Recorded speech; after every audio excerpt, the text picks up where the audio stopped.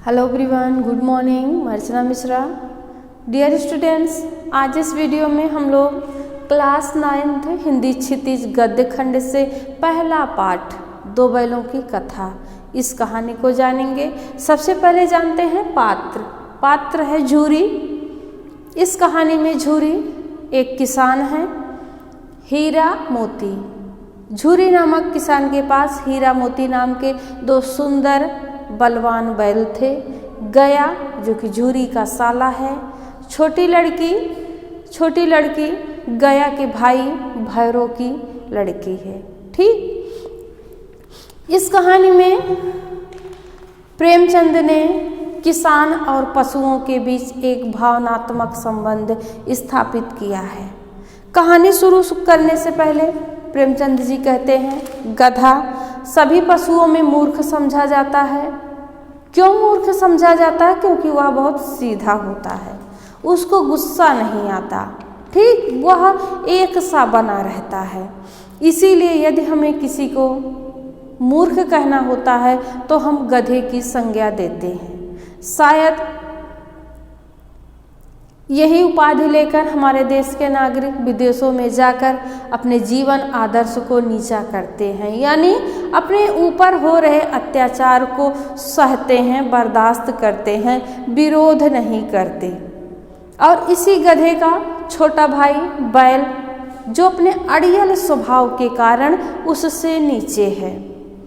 कहानी शुरू करते हैं। झूरी नाम का एक किसान है जिसके पास हीरा और मोती नाम के दो सुंदर बलवान बैल हैं। ठीक, दोनों बैल आपस में एक दूसरे से मूक वार्ता भी करते हैं। अब मूक वार्ता क्या है? संकेत में ही बातचीत कर लेना। बैल हैं तो बोलेंगे तो नहीं हमारे आपकी तरह ना, तो संकेतों में ही बात कर लेते हैं। और दोनों बैल अपने मालिक यानी झूरी से बेहद स्नेह करते हैं। झूरी भी अपने बैलों से बहुत प्रेम करता है। एक दिन झूरी का साला गया उसके घर आता है और दोनों बैलों को अपने घर ले जाने के लिए कहता है। झूरी देना तो नहीं चाहता था, लेकिन पत्नी के दबाव में दे देता है। बैल लेके जाता है। रास्ते भर दोनों बैलों ने गया को खूब परेशान किया। क्यों? उनको लगा कि गया ने खरीदा है। ले गए। रात में बैलों ने कुछ नहीं खाया। आधी रात हुई तो दोनों रस्सी तोड़ के चलते बने। आके सीधे अपने घर, अपने बांधने के स्थान पर खड़े हो गए। झूरी देखा तो बहुत खुश हुआ, क्योंकि उसने स्वेच्छा से तो बैलों को दिया नहीं था, पत्नी के दबाव में दिया था। सो बैलों को देखकर वह बहुत खुश हुआ। किसान और बैल एक दूसरे के गले से लग गए। ठीक, तो किसान की पत्नी ये सीन देखकर बहुत नाराज हुई कि बैल भगाए हैं और झूरी उनसे स्नेह कर रहा है। वह बैलों को बड़ा नमक हराम बोलती है। दूसरे दिन सुबह ही गया फिर आ जाता है और दोनों बैलों को ले जाता है, मोटी रस्सी में बांध के रखता है और सुबह ही उनको जोतने के लिए हल में नाद देता है। मोती इसमें थोड़ा उग्र स्वभाव का है, उग्र यानी क्रोधी स्वभाव का है। मोती हल फार लेकर चलते बना तो गया ने दोनों बैलों को मारा और लाके खूंटे से बांध दिया। अब उन्हीं के घर में एक छोटी सी बच्ची रहती है, जो रात में सबके सो जाने के बाद दोनों बैलों के मुंह में एक एक रोटी लाकर पकड़ा देती है। यह छोटी बच्ची गया के भाई भैरव की है और अपने सौतेली माँ के मार से बहुत दुखी रहती है। वह खुद पिटती है, इसलिए बैलों को देखकर उसके मन में भावनात्मक स्नेह जाग जाता है। बैल भी पिटते थे, गया भी मारता था, तो छोटी बच्ची बहुत दुखी होती थी। प्रेम में लाकर वह एक एक रोटी पकड़ा जाती और उस रोटी को खाकर ऐसा नहीं है कि उनके पेट भर जाते। उनको लगता कि इस माहौल में भी कोई सच्चा इंसान है। एक दिन यह बच्ची बैलों को रोटी देने के बाद उनका रस्सी खोल देती है। दोनों बैल वहाँ से चलते बने, उछलते कूदते गांव से बाहर निकल आए। अनजानी रास्ते पर मस्ती करते हुए उन्हें एक मटर का खेत दिखता है। अब दोनों मटर खाने लगते हैं। तभी एक सांड दिखाई देता है। अब क्या होगा, दोनों प्लान करते हैं। कहते हैं कि मैं आगे से मारूंगा, तुम पीछे से।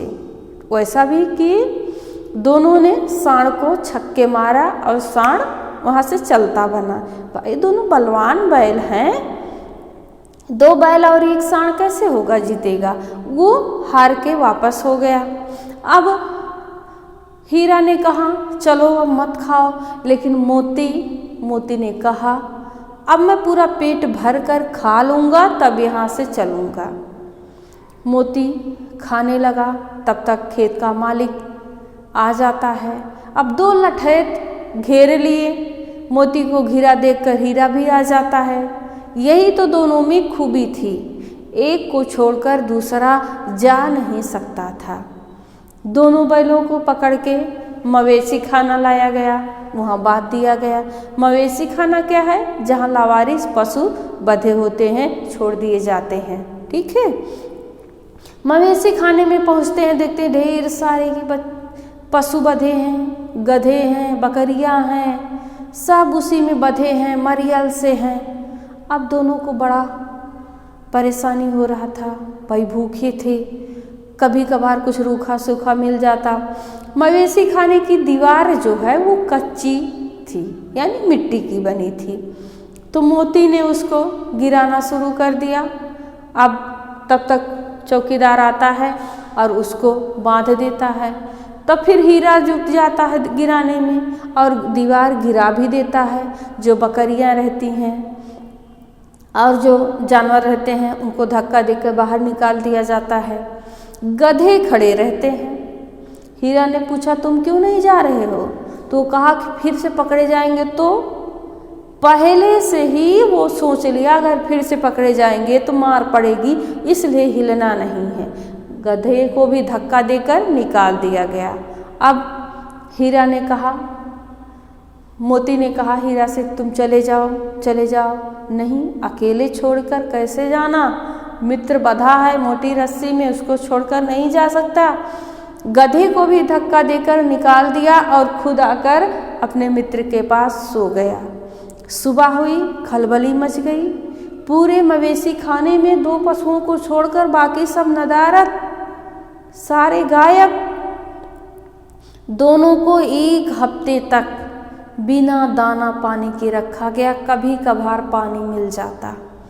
दोनों बहुत परेशान। अब दोनों को नीलाम कर दिया गया, दोनों को बेच दिया गया। एक दढ़ियल सा बहुत डरावनी सूरत वाला आदमी दोनों को खरीद कर ले जाता है। दोनों थके हारे, परेशान, दुखी चल रहे हैं। कुछ दूर चलने के बाद ऐसा लगता है रास्ता तो जाना पहचाना है, अरे सारी थकान छूमंतर। ऐसा हमारे साथ भी होता है जब हमको लगता है कि हमारी मंजिल मिलने वाली है, हम तो अपने लक्ष्य के करीब आ गए हैं, तो कितना भी थकान रहे छूमंतर हो जाता है। दोनों बैलों ने अपने गांव के रास्ते को पहचान लिया। जब वो अपने गांव के करीब पहुँचे तो छिटक के रस्सी भगे, आके झूर के दरवाजे पर खड़े हो गए। अब दढ़ियल भी पीछे पीछे आ रहा है, भाई वो तो खरीदा था, पीछा करते हुए आ रहा है। तो यहाँ झूरी देखता है, उसकी आंखें भर आईं। अरे मेरे हीरा मोती, जिनको वह अपने संतान की तरह प्यार करता था, उसके आंखों से आंसू गिरने लगे। बैल भी झूरी को देखकर खुश हो गए। तब तक वो दढ़ियल सा आदमी जिसने खरीदा था आ गया, रस्सी पकड़ने लगा। अब दोनों उसको दौड़ा लिए मारने के लिए, और तब तक दौड़ाते रहे जब तक वो गांव से बाहर नहीं गया। अब गांव वाले देख रहे हैं, जब वो दढ़ियल गांव से बाहर चला गया, पकड़ तो नहीं पाया, खरीदा था भाई, दुख तो होगा। वहाँ से ढेला मार रहा, वहाँ से मिट्टी फेंक रहा है, ढेला फेंक रहा है और गाली दे रहा है, ऊट पटांग बक रहा है। लेकिन दोनों बैल आज खुश हैं, उनके हौद में अच्छा सा चारा लग गया, आज दोनों पेट भर कर खाएंगे। झूरी और उसके हीरा मोती दोनों बहुत खुश थे। इस कहानी से हमें यह सीख मिलती है कि हमें अपने स्वतंत्रता के लिए लड़ना चाहिए, चाहे इंसान हो चाहे पशु हो। जब उनके स्वतंत्रता में दखल होता है तब अपने आप को स्वतंत्र रखने के लिए किसी भी हद से गुजर सकते हैं। इसी से रिलेटिव एक प्रश्न है,